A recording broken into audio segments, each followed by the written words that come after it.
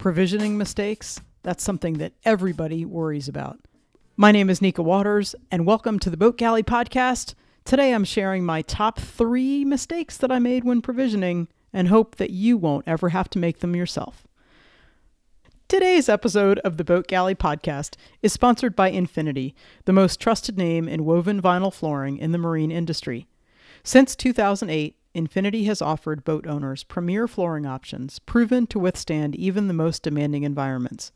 Each of their products is equipped with UV-stable, fade resistance, and antimicrobial technology, giving them both durability and style that can't be matched. Thinking about kicking carpet to the curb? Make the switch to Infinity and see the difference true luxury makes. Visit InfinityLWV.com and use the coupon code GALLEY for 10% off any area rug. Limit 1 per customer.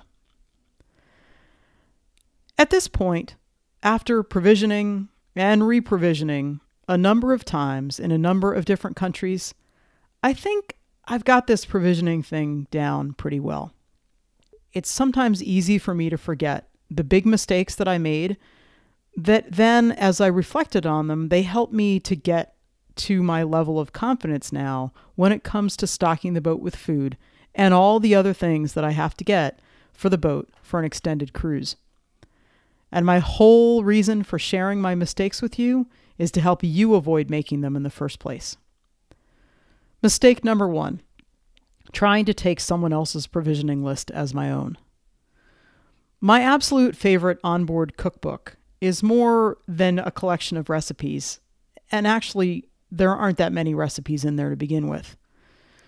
Lynn Pardee's book, which is now called The Care and Feeding of the Sailing Crew, when I first got it, it was called The Care and Feeding of the Offshore Crew, was written by Lynn when she and Larry were crossing the North Pacific on an almost 2-month-long passage between Yokohama, Japan, and Victoria, Canada. They were doing this trip on a 23-footer. I'm pretty sure that, Seraphin might have been a 24-footer. The book is a really wonderful read about actual conditions at sea and how weather dictates your food choices. It gets into conversations about food-related topics, and all that loosely comes under the idea of provisioning, but things like water, refrigeration, food storage, even crew morale, and a lot of other things. As a backstory or a side story, my love affair with anything Pardee is rooted in very deep practicality. Both of their boats, though they were wooden and they made their boats, they were designed by Lyle Hess. And even though our boat is fiberglass, it was also designed by Lyle Hess. And the similarities between the two boats and the layouts are pretty striking. Our boat is 28 feet. Seraphin, the boat that they write about in The Care and Feeding of the Sailing Crew, is 24. But I can take Lynn's ideas around organization and food storage, except for the fact that we have a refrigerator and they didn't. I can take her ideas around that, the organization of food storage, almost without changing anything. Back in the 1990s, the first time that we set off cruising, that was way before the internet. And the internet right now, to me, makes research both simpler in that I can Google something, but it's also more difficult because you have so many choices and so many options. So back in the 1990s, this was the main book that I had to guide my thoughts about food on the boat. Since I already trusted everything Lynn and Larry Pardee had to say about sailing, besides just cruising and boat choice and all the rest of it, it made perfect sense to me that I would be able to take what they said about food as absolute gospel. If Lynn says that corned beef makes a good substitute for ground beef, then that's good enough for me. She talks in that book about making sure to carry canned cheese, and I went looking for canned cheese in the supermarket. One of the things that I very much learned is that that's not a great idea. I took tons of canned beef with me on our first cruise. And 3 years after I put them on board, and after one disastrous, disgusting spaghetti dinner, I pulled all the rust in cans from where they had fused themselves to the outdoor carpet-lined hull locker. I threw them right into the garbage can. Canned cheese, my experience is that it turns into melted goo in the bilge. Whereas I can take large blocks of cheddar cheese that are wrapped in wax paper, wrapped in wax, actually. You can cover it and there's some brands you can buy that come wrapped in wax. But I had far better luck taking those blocks of cheese, putting them in the bilge. They didn't melt. They were great. And in looking back, my first real clue should have been that I don't like corned beef anyway. I also love real cheese. And so my advice for you, for the about-to-go cruising boater, is start with what you know about your own food preferences. Trust yourself. Really, it absolutely is that simple as a place to start. Mistake number 2. Feeling like I needed to fill every single nook and cranny on the boat with basics. Even though when we left from Texas the first time, we were starting with a good 4 months of solid coastal cruising. Texas, the Gulf Coast of the northern Gulf of Mexico coast, around to Florida, back around before we went down to the Bahamas. I even set up a wholesale account and tried to order pallets of food. Here's the thing. When we started with 4 months of solid coastal cruising, there were reprovisioning opportunities everywhere. We started that cruise 2 inches down on our lines, and there was very, very little space to put anything fun that we came across for months.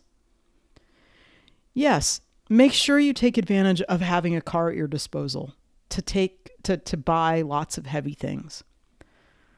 I think packing away your favorite cereal or crackers, especially when you can repack the stuff to get rid of trash easily, that's helpful.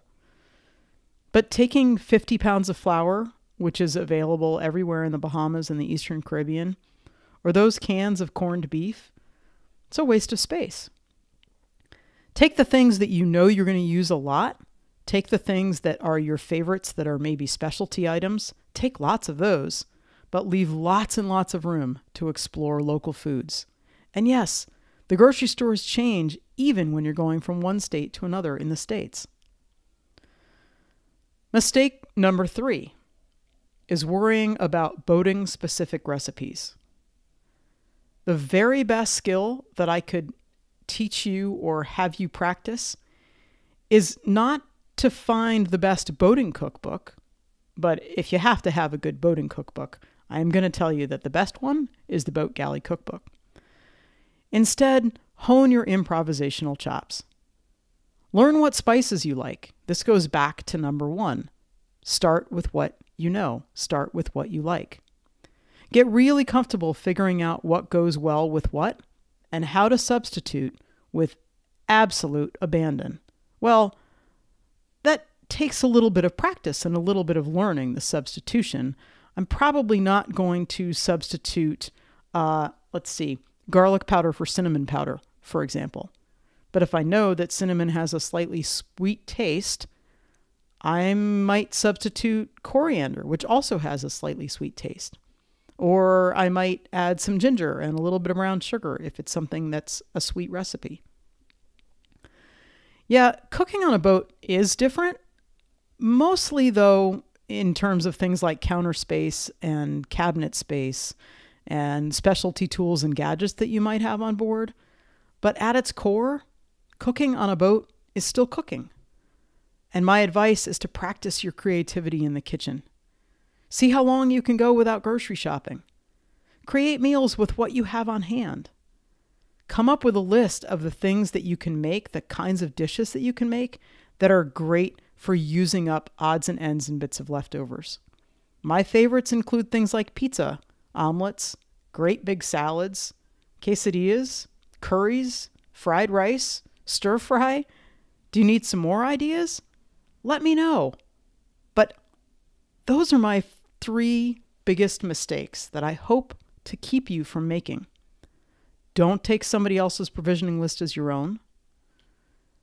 Don't feel like you need to fill every single nook and cranny on the boat with basics. And don't worry so much about finding cookbooks that speak specifically to how you have to cook on a boat, but instead practice your creativity in the kitchen. Thanks again to our sponsor, Infinity Flooring. And thank you so much for listening to the Boat Galley podcast. If you like what you've heard, don't forget to subscribe. 2 of these episodes come out every single week. And please share it with a friend. We're looking forward to seeing you in an anchorage somewhere.